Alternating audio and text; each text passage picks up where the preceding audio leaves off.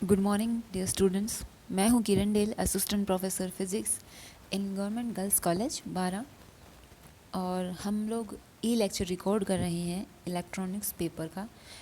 और आज का जो हमारा टॉपिक है वो है वोल्टेज मल्टीप्लायर। जैसा इसका नाम है वैसे ही इसकी वर्किंग प्रोसेस है। वोल्टेज मल्टीप्लायर क्या होता है?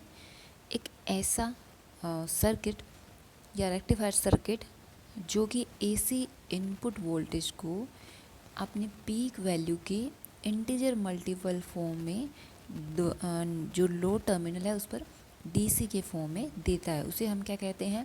Voltage multiplier. या सिंपल सरल भाषा में कहें तो एक ऐसा सर्किट जिसके अंदर इनपुट पर हम लोग एसी सिग्नल दे रहे हैं, ओके। आउटपुट पर हमें क्या मिलता है रेक्टिफायर से? डीसी। लेकिन वो डीसी जो है, जो इनपुट थी उसकी जो पीक वैल्यू थी, जैसे वीएम ईएम, जो भी, उस पीक वैल्यू का डबल, ट्रिपल, क्वार्टर, इस तरीके से हमें आउटपुट पर मिलता है। यानी कि जो इनपुट वोल्टेज की पीक है उसका मल्टीपल इंटीजर मल्टीपल हमें आउटपुट पर डीसी फॉर्म में मिलता है। उसे हम कहते हैं वोल्टेज मल्टीप्लायर। वोल्टेज मल्टीप्लायर का जो यूज़ है वो कैथोड किरण नलिका, कैथोड रे ट्यूब जो होती है, दूरदर्शन सेट, दोलनदर्शी, कंप्यूटर डिस्प्ले आदि की जो चित्र नलिका, यानी कि जो डिस्प्ले के जितने भी काम रहते हैं, ओके, वहाँ पर इसका यूज़ जो है किया जाता है। ठीक है। तो वोल्टेज मल्टीप्लायर जो ऐसा रेक्टिफायर सर्किट जो एसी इनपुट के पीक वैल्यू का इंटीजर मल्टीपल 2 गुना, 3 गुना, 4 गुना, इस तरीके का डीसी फॉर्म में हमें आउटपुट पर देगा, उसे हम वोल्टेज मल्टीप्लायर कहेंगे। So let us discuss about voltage doubler. What is voltage doubler? Voltage द्विगुणक। वोल्टेज डबलर जो कि हमें आउटपुट पर क्या देगा? इनपुट का डबल देगा, ठीक है, 2 गुना देगा, उसे हम कहेंगे वोल्टेज डबलर कहते हैं। इसका जो सर्किट है, सर्किट बनाने का एक बहुत ही सिंपल तरीका है याद रखने का कि जो भी एसी सिग्नल है उसके सीरीज़ में एक कैपेसिटर जोड़ दो, ठीक है। और जो एसी सिग्नल है, ओके, तो उस एसी सिग्नल के पैरेलल में एक ऐसा डायोड जोड़ो। और डायोड भी कैसा कि जिसका जैसे मान लीजिए ये पी और क्यू जो है वो मैंने इसलिए लिखे हैं यहाँ पर थोड़ा, जैसे ये मान लीजिए ये सिर्फ पी है और ये वाला क्या है? क्यू है। तो फर्स्ट डायोड जो है वो ऐसे जोड़ना है आपको कि पी से उसका नेगेटिव जुड़ा हो और क्यू से उसका पॉजिटिव जुड़ा हो, जैसे ये स्क्रीन पे आपको दिखाई दे रहा है। फिर उसके बाद जुड़ा है डायोड D2, ठीक है, जो कि पी से पी और एन आगे उसका जो है एक अलग कैपेसिटर से जुड़ा हुआ है, ठीक है। और जो कैपेसिटर C2 है उसके पैरेलल में एक लोड जुड़ा हुआ है, लोड रेजिस्टेंस, जिसके अक्रॉस हमें आउटपुट वोल्टेज जो है वो मिलने वाली है, ठीक है। तो ये सर्किट है वोल्टेज डबलर का। अब देखो ये सर्किट किस तरीके से वोल्टेज को डबल करता है। पहले हमें क्या करना पड़ेगा? पहले हम देखते हैं कि अगर जो पहला डायोड है वो ही नहीं चला तो आगे करंट पास नहीं होगा। तो वो कैसे चलेगा? अगर हम पॉजिटिव हाफ साइकिल की बात करें तो उसके अंदर ये डायोड जो है वो ऑन नहीं होगा, ठीक है, क्योंकि ऊपर इसका कौन सा सिरा है? नेगेटिव सिरा है। तो इसीलिए ये कब ऑन होगा? ये जब हम लोग नेगेटिव हाफ साइकिल की बात करेंगे तब ऑन होगा। तो नेगेटिव हाफ साइकिल में यहाँ पे माइनस और यहाँ पे प्लस आ जाता है। तो ऊपर माइनस और नीचे प्लस आने से जो D1 डायोड है वो फॉरवर्ड बायस हो जाता है। फॉरवर्ड बायस होने से इसमें करंट जो है वो ये पाथ फॉलो करती है, ठीक है। प्लस से माइनस की हो जाती है करंट, ओके। और नेगेटिव हाफ साइकिल में D1 डायोड ऑन है, D2 ऑफ है, तो ये करंट जो है वो ये पाथ लेगी। तो ये कैपेसिटर C1 जो है यहाँ पे जो इनपुट वोल्टेज है उसकी पीक वैल्यू तक ये चार्ज हो जाता है। तो C1 कहाँ तक चार्ज होगा?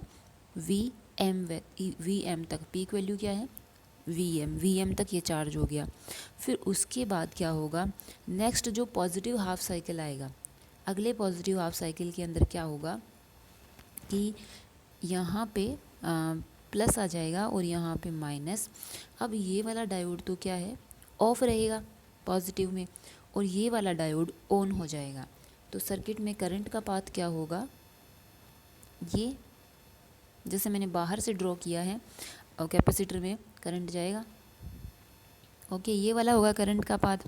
तो यहाँ पे ये जो वोल्टेज लगा रखी है मैंने P और Q के बीच में, ये है VM वोल्टेज, ये प्लस का साइन, ये माइनस का साइन। आगे क्या है, एक कैपेसिटर जुड़ा है, ठीक है, ये माइनस और ये प्लस।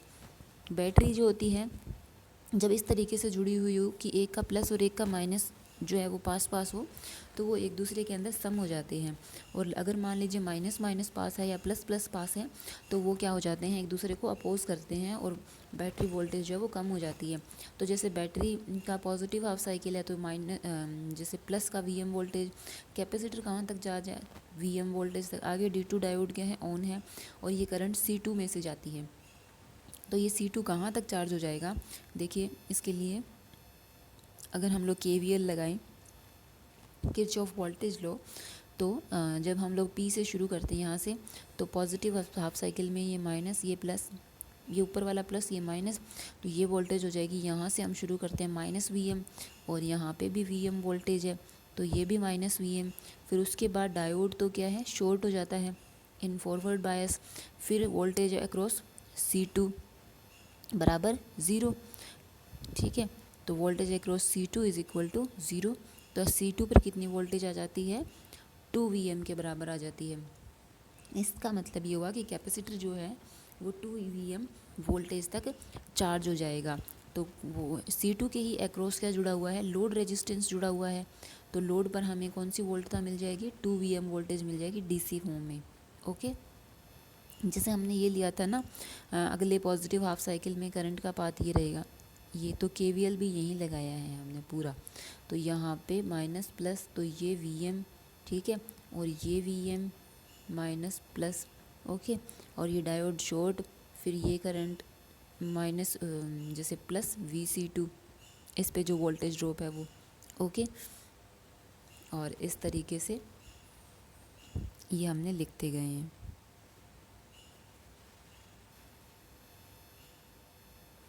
नेक्स्ट जो है वो जो अभी ऊपर हमने पढ़ा था, वो तो था हाफ वेव रेक्टिफायर के लिए आउटपुट। और अगर हम लोग इसे फुल वेव रेक्टिफायर के अंदर बनाना चाहते हैं, तो फुल वेव रेक्टिफायर में भी बना सकते हैं। उसका जो सर्किट डायग्राम है वो कुछ ऐसा है, ठीक है। डायोड D1 और D2 इस तरीके से जुड़े होंगे। तो इस सर्किट के अंदर भी आप समझ सकते हैं कि किस तरीके से 2 VM वोल्टता जो है वो हमें मिलेगी। जैसे पहला पॉजिटिव हाफ साइकिल आएगा, तो ये सिरा पॉजिटिव और ये सिरा नेगेटिव, ऊपर वाला पॉजिटिव नीचे वाला नेगेटिव, जिससे क्या होगा, डायोड D1 जो है, ये वाला डायोड, फर्स्ट डायोड, वो ऑन हो जाएगा। तो करंट जो है इस पाथ से C1 को चार्ज करेगी, क्योंकि आगे डायोड D2 ऑन है नहीं, ठीक है, क्योंकि डायोड D2 का ये सिरा देखिए यहाँ जुड़ा हुआ है, तो इसका जो नेगेटिव है वो पॉजिटिव से जुड़ा हुआ है।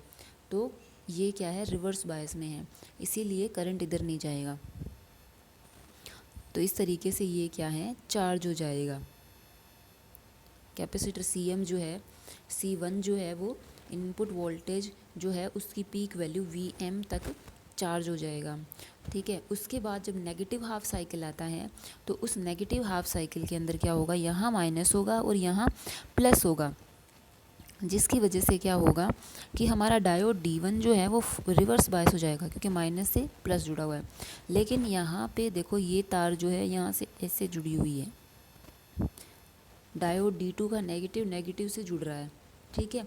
तो इसका मतलब क्या हुआ, डायोड D2 फॉरवर्ड बायस में हो जाएगा। तो पॉजिटिव जो सिरा है वो बैटरी के, उससे करंट पास होता है ना, और ये कैपेसिटर C2 के थ्रू गुजरती है धारा डायोड D2 इस तरीके से। तो C2 जो है वो जो इनपुट वोल्टेज है उसकी पीक वैल्यू तक चार्ज हो जाता है। ये भी कहाँ तक चार्ज हो जाएगा, VM तक चार्ज हो जाएगा। यानी कि एक वेव के अंदर जो है दोनों कैपेसिटर चार्ज हो जाएंगे VM वोल्टेज तक, और उनके पैरेलल में एक लोड जुड़ा हुआ है जिसके अक्रॉस हमें टोटल वोल्टेज कितनी मिल जाएगी, 2 VM मिल जाएगी। इस तरीके से एक voltage doubler for full wave rectifier जो है वो काम करता है, ठीक है। ये मैंने पूरा इसको एक्सप्लेन भी किया है यहाँ पे, जिससे पॉजिटिव हाफ साइकिल के अंदर करंट का जो पाथ है वो इस तरीके से रहेगा, और उसके बाद में जब हम लोग नेगेटिव हाफ साइकिल की बात करते हैं तो करंट का पाथ इस तरीके से रहेगा। हम लोग इसके अंदर Vc2 बराबर Vm हो जाता है। ओके,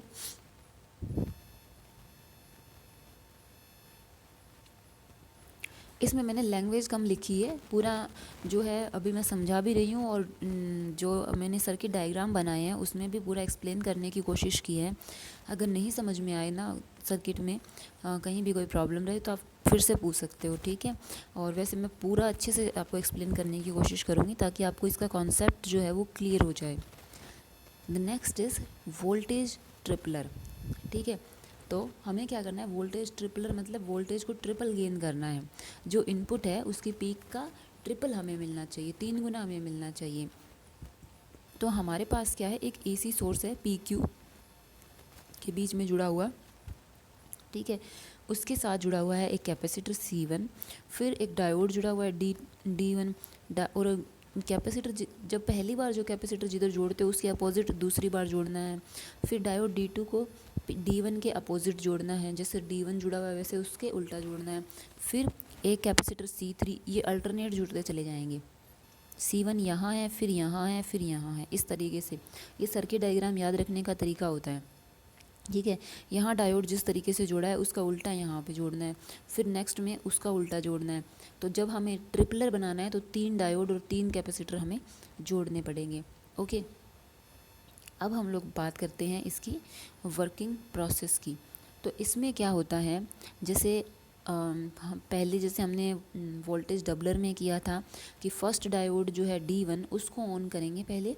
तो D1 को ऑन करने के लिए हमें शुरुआत में नेगेटिव हाफ साइकिल चाहिए, ठीक है। तो P से जब उसका P सिरे पर जब ऋणात्मक विभव होगा तभी जो है D1 डायोड ऑन होगा। तो first half cycle negative half cycle में जब D1 ऑन होगा नेगेटिव में, तो ये सिरा नेगेटिव और ये सिरा पॉजिटिव, तो ये ऑन हो जाएगा। तो ये करंट जो है इस तरीके से जाएगा, और हमारा कैपेसिटर C1 जो है वो इनपुट के पीक वोल्टेज Vm तक चार्ज हो जाएगा, ठीक है। Vm चार्ज हो गया, Vm तक चार्ज हो गया कैपेसिटर C1। फिर उसके बाद पॉजिटिव हाफ साइकिल आता है, ठीक है। उसके बाद क्या आएगा, पॉजिटिव हाफ साइकिल। तो जब पॉजिटिव हाफ साइकिल आता है तो P सिरा पॉजिटिव और Q सिरा नेगेटिव हो जाता है। P सिरा पॉजिटिव होने से क्या होगा कि जो हमारा डायोड है D2 वो क्या है, ऑन हो जाएगा, ठीक है। डायोड D2 जो है वो ऑन हो जाएगा। जब डायोड D2 ऑन हो जाएगा तो करंट का पाथ क्या होगा, बैटरी के पॉजिटिव सिरे से इधर P से करंट आएगा C1 D2, सॉरी इसमें क्या होगा, नहीं सही है, ये क्या है, इधर से आएगा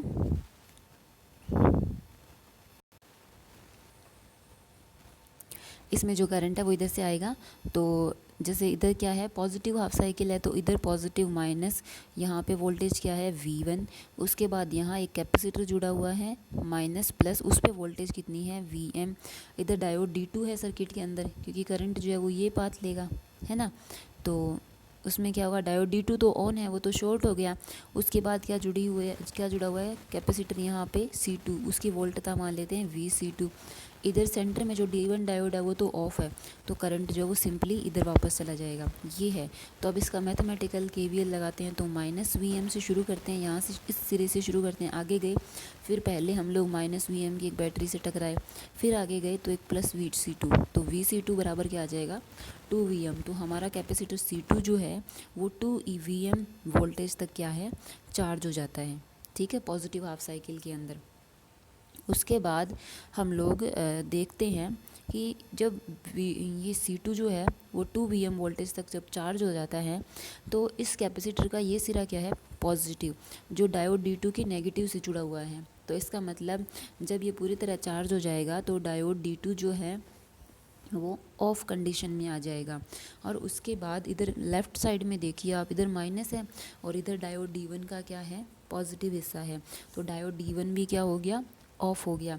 तो अगला जो नेगेटिव हाफ साइकिल आएगा तो उसमें डायोड D1 और D2 दोनों ही क्या हैं, ऑफ हैं, और ये कैपेसिटर C2 जो है वो D2 को तो ऑफ करता है, और ये देखो D3 के पॉजिटिव से इसका पॉजिटिव जुड़ा हुआ है, तो ये D3 को क्या है, ऑन करता है। D1 और D2 को बंद करेगा, D3 को ओपन करेगा, सॉरी ऑन कंडीशन में ले आएगा। ओपन का मतलब तो क्या है, इनफाइनाइट रेजिस्टेंस हो जाता है, मीन है कि D3 ऑन कंडीशन में आ जाएगा। तो करंट का जो पाथ है वो ये हो जाएगा D3 C3, और उसके बाद D2 बंद है, D1 बंद है, C1, उसके बाद बैटरी वोल्टेज, ओके, फिर उधर वापस C2 तक, इस तरीके से। तो रास्ते में जो भी आया उन सब की वोल्टेज जो है वो लिखते चले जाओ। हम लोग चाहें तो किधर से भी शुरू कर सकते हैं, जो करंट का पाथ है बस हमें उस पाथ को फॉलो करना है, ओके। तो अब जैसे करंट गया C2 से, है ना, तो पहले C2 से हम शुरू करेंगे, तो C2 का पहले कौन सा हिस्सा था, माइनस का, तो माइनस VC2। उसके बाद हमने कहा हमारे पास ये था VC3, तो हम लोग इसके तो अभी क्या करेंगे, क्योंकि करंट जो है जब यहाँ से जाएगी तो कैपेसिटर ये जो C3 है ये इस पे प्लस और इस पे माइनस, इस तरीके से चार्ज होगा। ये पहले जिस प्लेट पे टकराएगी वहाँ पॉजिटिव चार्ज, ओके। तो ये प्लस का VC3 इधर, फिर C1 जो है वो VM वोल्टेज तक चार्ज है, तो प्लस का VM, और उसके बाद में जो हमने सिग्नल अप्लाई किया है इन नेगेटिव हाफ साइकिल, तो नेगेटिव हाफ साइकिल है तो यहाँ पे माइनस है और यहाँ पे प्लस है, तो हम पहले माइनस से मिले तो माइनस VM, तो इस तरीके से इसका मान रख देते हैं। ये देखो माइनस VC2 प्लस VC3, फिर कैपेसिटर C1 का प्लस का VM, फिर बैटरी का माइनस का VM, तो इस तरीके से VC3 जो है उसका मान क्या आ गया, 2 VM, यानी कि कैपेसिटर C3 जो है वो भी क्या है, 2 VM वोल्टेज तक चार्ज हो जाएगा। इस तरीके से हम लोग क्या करेंगे, जब 2 VM वोल्टेज तक चार्ज हो गया तो इसके P टर्मिनल और इसका जो इधर वाला ये C3 से जुड़ा हुआ हिस्सा है, इन दोनों के बीच में लोड जोड़ देते हैं। तो लोड जोड़ेंगे तो यहाँ पे देखो, यहाँ पे C1 जो है वो है, और यहाँ पे C3 है, और यहाँ पे एक लोड जुड़ा हुआ है। तो C1 तो उस पर तो VM वोल्टेज है, और C3 जो है उस पर 2 VM है। तो इस तरीके से लोड पे हमें कितनी मिलेगी, 3 VM वोल्टेज जो है वो मिल जाती है, ओके। तो ये क्या कहलाता है, वोल्टेज ट्रिपलर कहलाता है। नेक्स्ट है वोल्टेज क्वाड्रपलर या वोल्टेज चतुर्गुणक। बिल्कुल वैसा ही है जैसे हमने ट्रिपलर तक पढ़ा ना, तो उसमें हमने ट्रिपलर में ना इतना तक सर्किट था, ये वाला नहीं था, ठीक है, इतना तक सर्किट था। तो ये हाँ, यहाँ तक क्या होता है, C3 2 VM तक चार्ज हो गया, ये हमने कर ही लिया। उसके बाद जब नेक्स्ट पॉजिटिव हाफ साइकिल आएगा तो उसके ये C3 जब 2 VM तक चार्ज है ना, तो इसमें एक चीज़ देखने की होती है, ये C3 क्या करेगा, इस डायोड D3 जो है ना उसको ऑन ऑफ कर देगा, क्योंकि ये पॉजिटिव हिस्सा है और ये डायोड का नेगेटिव हिस्सा है। तो D3 भी बंद हो गया और ये D2 जो है वो भी बंद हो गया। इस C2 ने क्या कर रखा है, इस D1 को बंद कर रखा है, ओके। बच गया क्या, D4 बच गया, ओके। तो जब पॉजिटिव हाफ साइकिल आएगा तो उसमें क्या होगा, ये जब हिस्सा पॉजिटिव और ये हिस्सा जब नेगेटिव होगा तो डायोड D4 जो है वो ऑन हो जाएगा, और C4 से लेके करंट जो है वो उसका ये पाथ रहेगा, ठीक है। अंदर मतलब सर्किट में कहीं भी कुछ भी नहीं घूमेगा, सिर्फ बाहर बाहर। तो अब सब की वोल्टेज लिखते चले जाओ। पॉजिटिव हाफ साइकिल की बात कर रहे हैं, तो अगर हम लोग शुरुआत करें इससे, इस सिरे से क्यू वाले सिरे से शुरू कर दें, नहीं हम लोग शुरू करेंगे C1 से, जहाँ कन्वेंशनल करंट के अकॉर्डिंग लगे आपको वहीं से शुरू कर लो, लिखना आसान रहता है। तो C1 से शुरू करते हैं, पॉजिटिव P से शुरू करते हैं, P के आगे क्या है, अपने पास C1 है, तो माइनस VC1, फिर अपने मिलते हैं C3 से, C3 पे माइनस VC3, फिर D4 तो ऑन है, फिर प्लस VC4, क्योंकि इसमें जब पहले प्लेट से टकराएगा तो वहाँ पे पॉजिटिव चार्ज आ जाएगा। उसके बाद है प्लस VC2 और उसके बाद है माइनस VM, क्योंकि पॉजिटिव हाफ साइकिल के अंदर Q सिरा नेगेटिव हो जाएगा ना, तो ये सब आ जाता है। अब जो भी वोल्टेज है उनके मान रख दो। ये VC1 कितना है, ये तो है VM के बराबर, ये VM के बराबर है। और VC3 किसके बराबर है, 2VM के बराबर है। ओके, और ये VC2 ये भी किसके बराबर है, 2VM के बराबर है। तो ये ऊपर तो माइनस का, ये प्लस का, ये कैंसिल हो गए। तो VC4 कितना आ गया, -2VM। सॉरी, दूसरी साइड में जाएगा तो प्लस का 2VM आ गया। ठीक है, अब हम लोग क्या करेंगे, जो लोड रेजिस्टेंस है वो Q सिरा और इसके बीच में जोड़ देते हैं, C4 जहाँ जुड़ा हुआ है। तो यहाँ पे 2VM है, यहाँ पे 2VM है, तो 4VM हमें मिल जाएगी आउटपुट में। ओके, अब हम लोग बात करते हैं voltage regulation and voltage stabilisation की। देखो, जो दृष्टकारी सर्किट होते हैं उनसे हमें जो आउटपुट मिलती है वो आउटपुट क्या होती है कि जैसे पावर सप्लाई चेंज हो गई, हमारे घरों में ऐसे होता है ना कि सप्लाई चेंज हो गई या लोड करंट जो है वो चेंज हो गई, IL जिसको बोलते हैं, तो उससे क्या होता है, आउटपुट चेंज हो जाती है। कई बार जैसे ज़्यादा स्ट्रॉन्ग सप्लाई आ जाती है या लोड करंट बढ़ जाता है तो हमारे जो इलेक्ट्रॉनिक इंस्ट्रूमेंट्स होते हैं वो जल जाते हैं, उन्हें नुकसान हो जाता है। ओके, सडन तेज़ लाइट आ जाने से, जैसे घर में अगर अपने बैटरी चार्जर वगैरह जुड़े हुए रहते हैं वो ख़राब हो जाते हैं, जल जाते हैं। ठीक है, तो उसको क्या है, हम लोग बहुत बार नाम हम सुनते ही हैं, वोल्टेज स्टेबलाइज़र। ठीक है, वोल्टेज स्टेबलाइज़र क्या है, एक ऐसी युक्ति है या यूँ कहीं एक ऐसी डिवाइस है जो करंट आ रही होती है, जो सप्लाई आ रही होती है, उसको रेगुलेट या उसको नियमित करने का काम करता है। ठीक है, यानी कि जो अगर मान लीजिए पीछे से सप्लाई जो है वो ज़्यादा आ गई तो भी उसको नियत करेगा, अगर बहुत कम आ गई तो उसको भी नियत करेगा। नियत मतलब हमारे जो इलेक्ट्रॉनिक इंस्ट्रूमेंट रहते हैं उनको एक नियत मान की वोल्टता जो है वो मिलती रहती है, जिससे उनको कोई भी नुकसान नहीं होता। यानी कि जो निर्गत DC वोल्टेज है उसको अचर या स्थायी करने का काम करता है, और इस प्रोसेस को वोल्टेज स्टेबलाइजेशन कहते हैं या रेगुलेशन कहते हैं। और जो उपकरण इसके लिए काम में लेंगे उसको हम क्या कहते हैं, वोल्टेज स्टेबलाइज़र कहते हैं। जो इनपुट सप्लाई है और लोड है उसके बदलने से हमारी जो आउटपुट का जो DC वोल्टेज है वो बदल जाती है। हमने जैसे रेक्टिफायर पढ़ा था, हाफ वेव, फुल वेव, तो उनमें वो हमने पढ़ा था VR, वोल्टेज रेगुलेशन, वोल्टता नियमन। तो वो कितना वोल्टेज रेगुलेशन कर पाते हैं और किस पे डिपेंड करता है वोल्टेज रेगुलेशन, जो R/RL के बराबर आया था। तो उसका फॉर्मूला VNL - VFL/VFL × 100, यानी कि प्रतिशत वोल्टता नियमन। इससे ज्ञात करते हैं कि नियमन को कितना इरेगुलेशन है उसको इससे हम लोग ज्ञात करते हैं। NL मतलब नो लोड की condition, when RL is infinity, तो वो कंडीशन क्या होती है, नो लोड की कंडीशन होती है। और FL फुल लोड की condition, when RL is RL।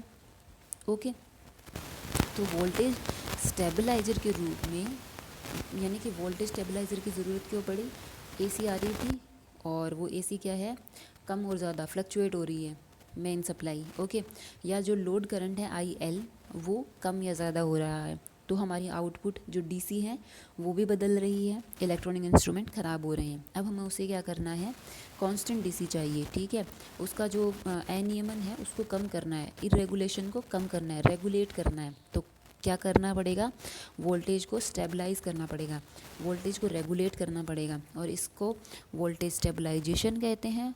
और जो इंस्ट्रूमेंट है उसको क्या कहते हैं, voltage stabiliser. Okay, voltage stabiliser का काम करता कौन है, जेनर डायोड।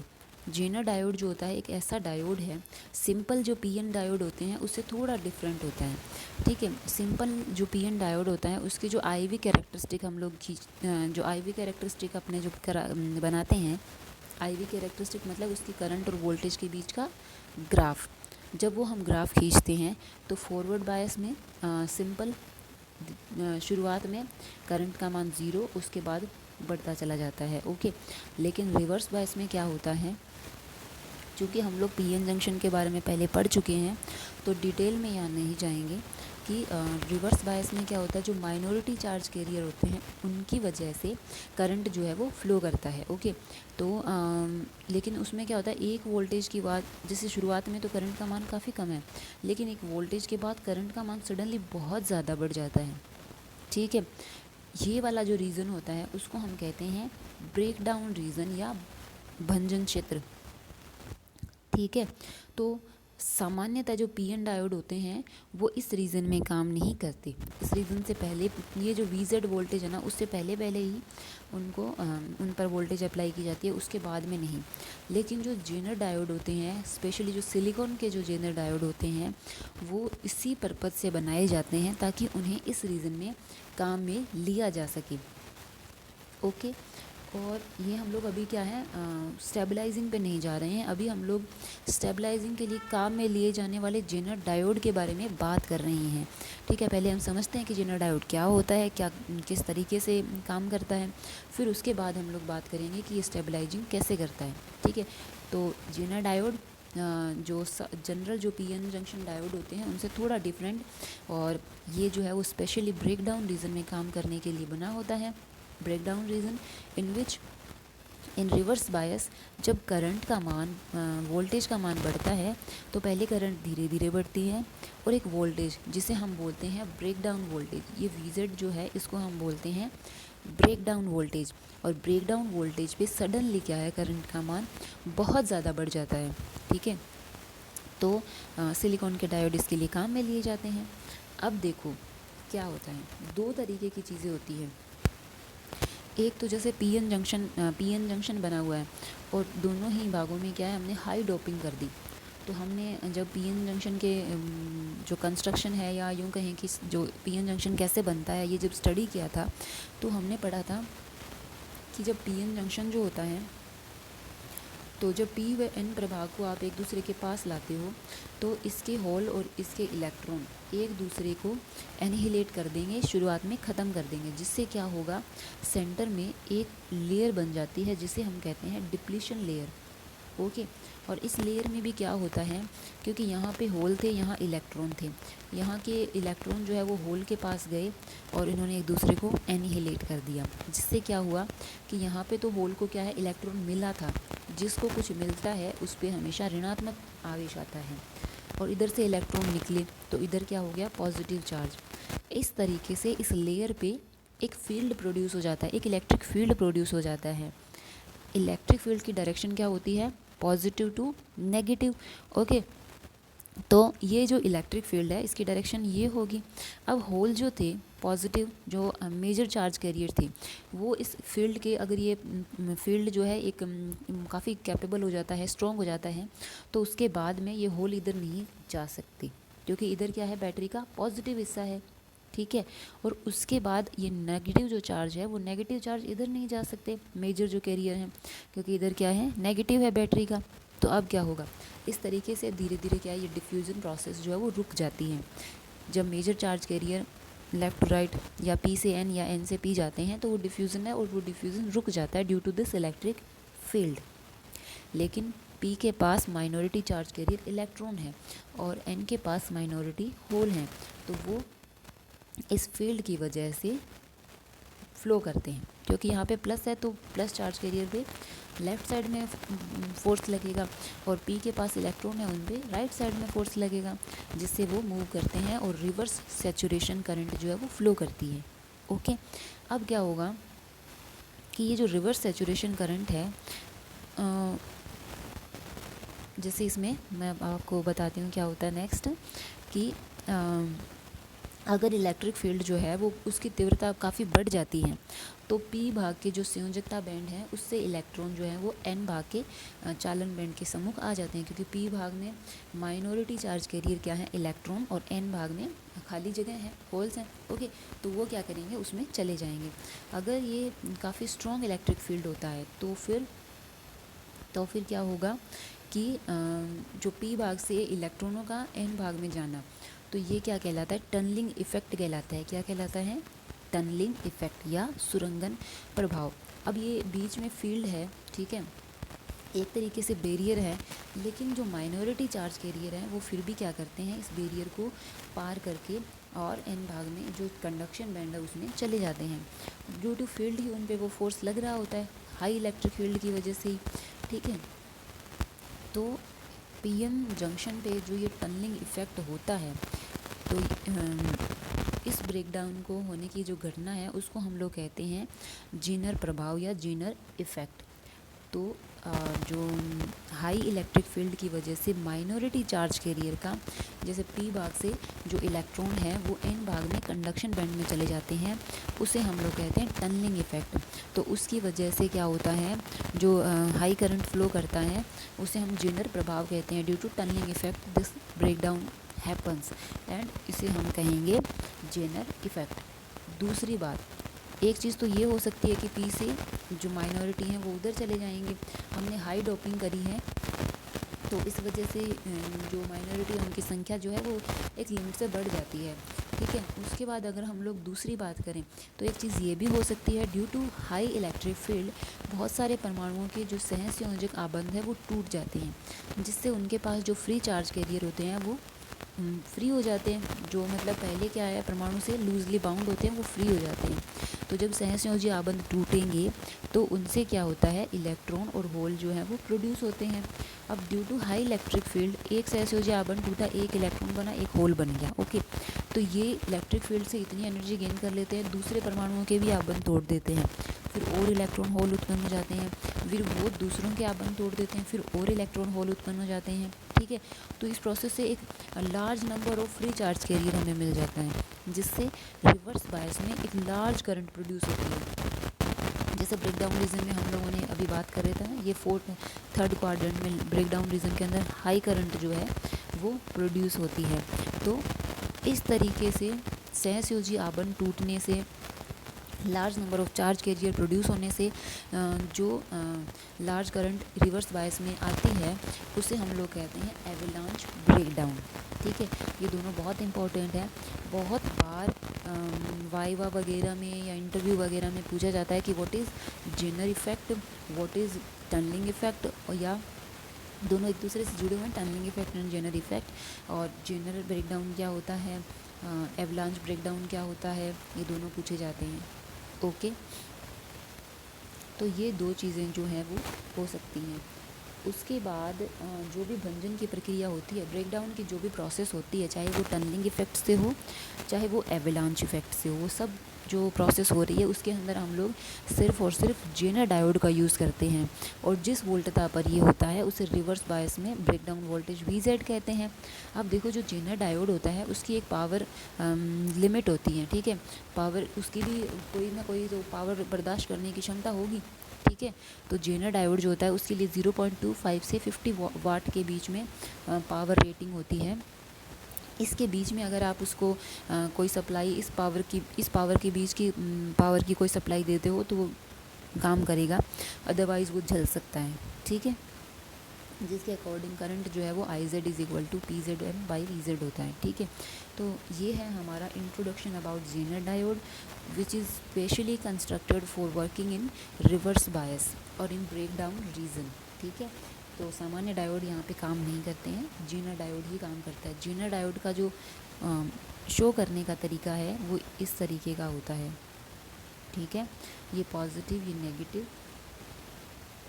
यहाँ पर क्या है, ये बैंड स्ट्रक्चर से शो किया गया है कि किस तरीके से पी बैंड जो होता है उसके जो होल्स हैं वो एन बैंड के कंडक्शन बैंड के पी बैंड के जो इलेक्ट्रॉन्स है वो एन के चालन बैंड के समीप पहुंच जाते हैं। यहाँ पे तो ये सामान्य है, और जब इन हाई इलेक्ट्रिक फील्ड की कंडीशन में क्या है, ये लेवल जो है वो इसके पास आ जाता है।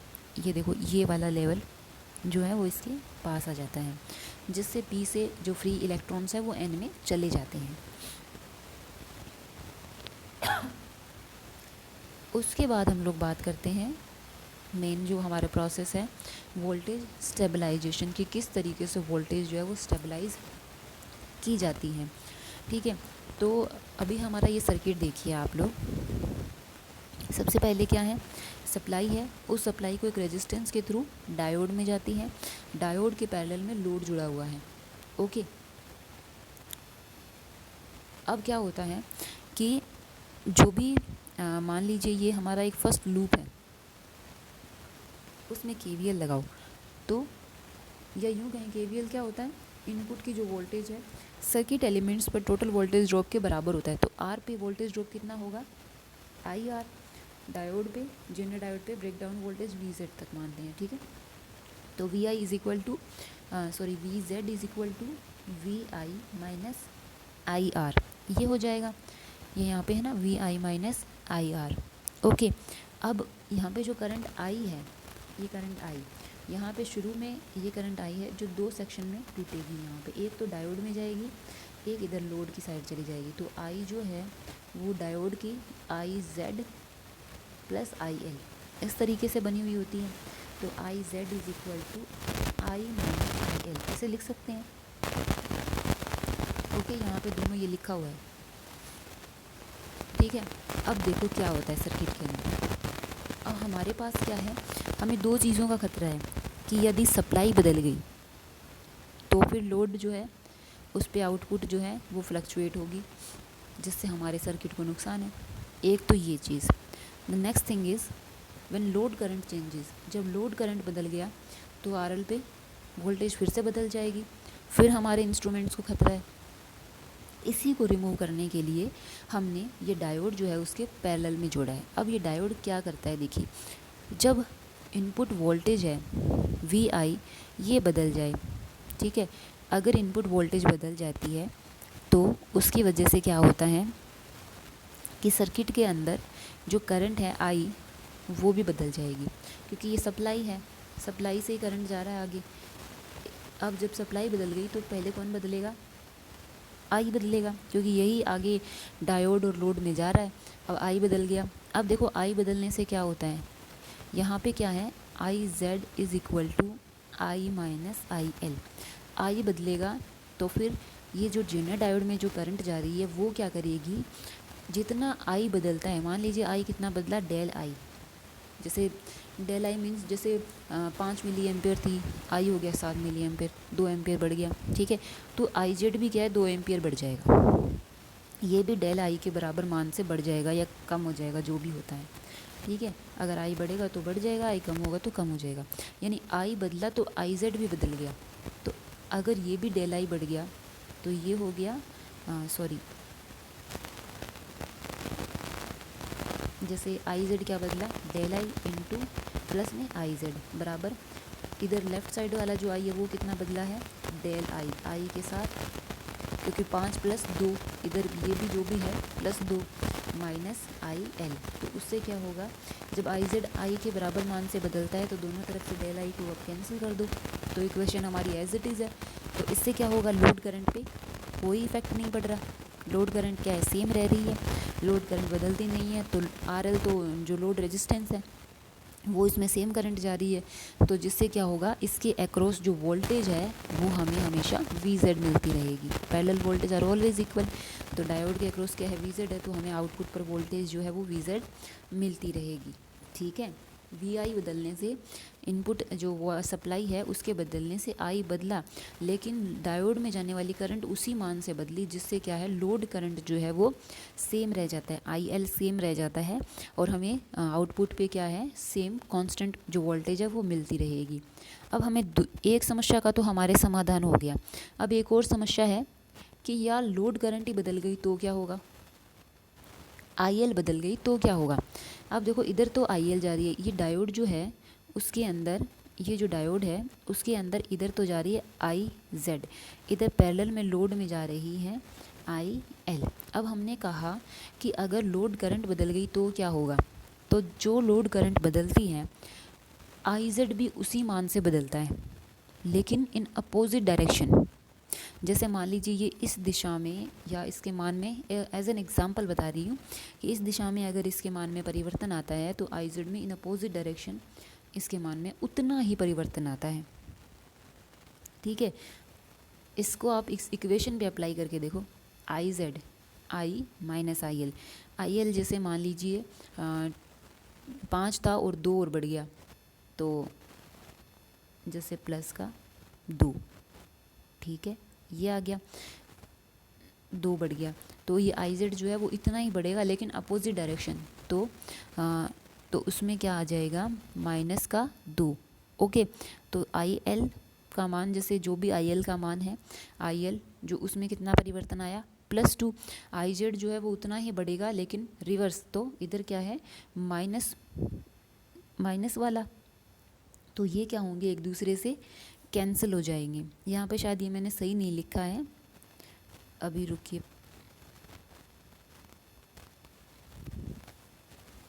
कि आई एल का मान जो है वो कितना बढ़ा, +2, और ये कितना बढ़ेगा, +2 बढ़ेगा, लेकिन इन अपोजिट डायरेक्शन, जिससे इसका मान -2, दोनों कैंसिल हो जाएंगे।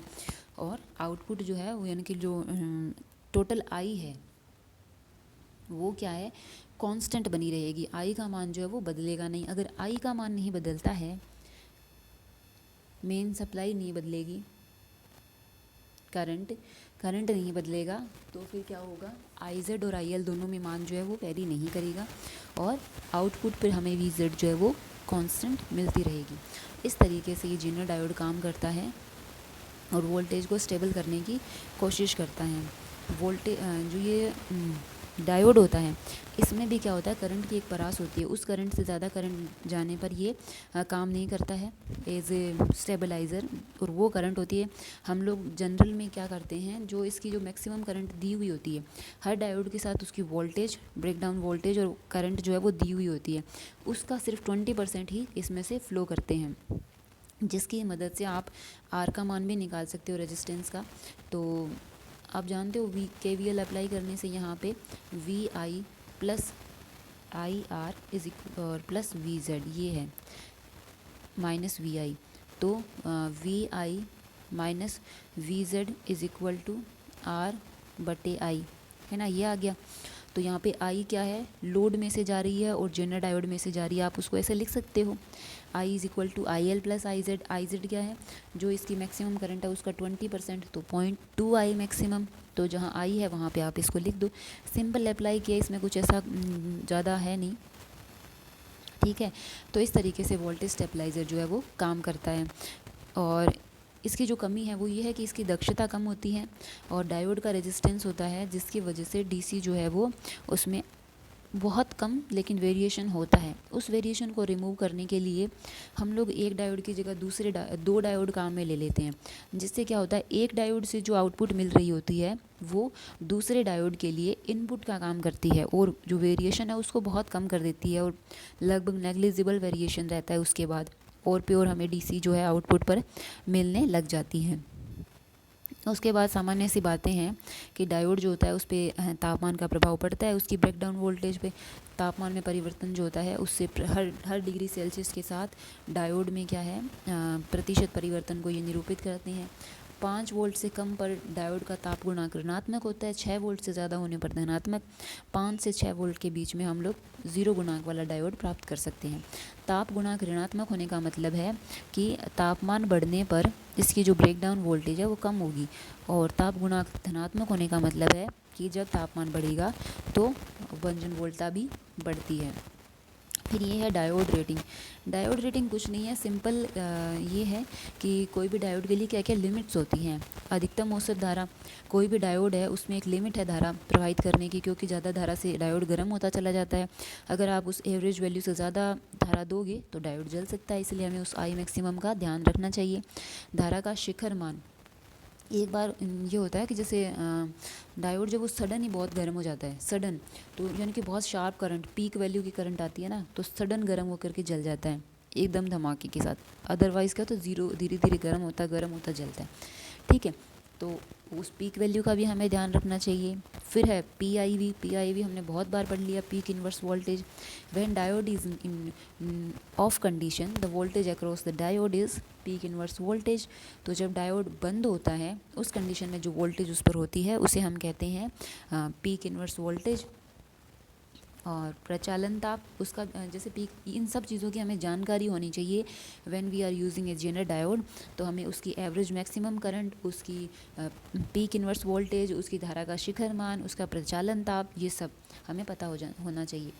प्रचालन ताप है रिवर्स करंट जो होती है उसको कम रखने के लिए हमें डायोड का प्रचालन ताप गुणांक, प्रचालन जो है ताप जो है वो अनुमतांक से कम रखना चाहिए, जर्मेनियम सिलिकॉन के लिए दिए गए हैं।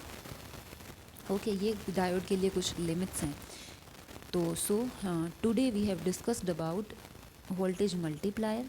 बहुत ही इंटरेस्टिंग टॉपिक है वोल्टेज मल्टीप्लायर, और हमारे यहाँ इसका एक एक्सपेरिमेंट भी है, प्रैक्टिकल भी है।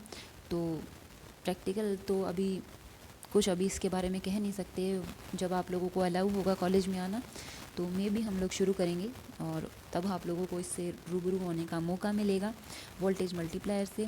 और वोल्टेज मल्टीप्लायर के बाद आज हमने पढ़ा जेनर डायोड। बहुत ही जेनर डायोड से रिलेटेड ये दोनों जो हैं वो प्रैक्टिकल के इंस्ट्रूमेंट हमारे पास हैं इन दोनों टॉपिक से रिलेटेड, और वहाँ काफ़ी हद तक आपको ये कॉन्सेप्ट प्रैक्टिकल के थ्रू क्लियर हो जाते हैं। तो बच्चों, इनको अच्छे से पढ़ना, खूब मेहनत करके। कहीं भी कुछ भी नहीं समझ में आए तो आप पूछना, ज़रूर पूछना। आप पूछोगे तो आपके जो कॉन्सेप्ट हैं वो उतने ही क्लियर होंगे, और कोई भी टॉपिक जो है वो आपको रटने की ज़रूरत नहीं पड़ेगी, उसका लोड दिमाग पे नहीं आता है। समझ में आने का ये फ़ायदा रहता है कि हमारे माइंड पर उसका लोड नहीं रहता। ठीक है, तो खुश रहो, स्वस्थ रहो और पढ़ते रहो फिज़िक्स। कोई भी प्रॉब्लम आए तो पूछिए। Thank you.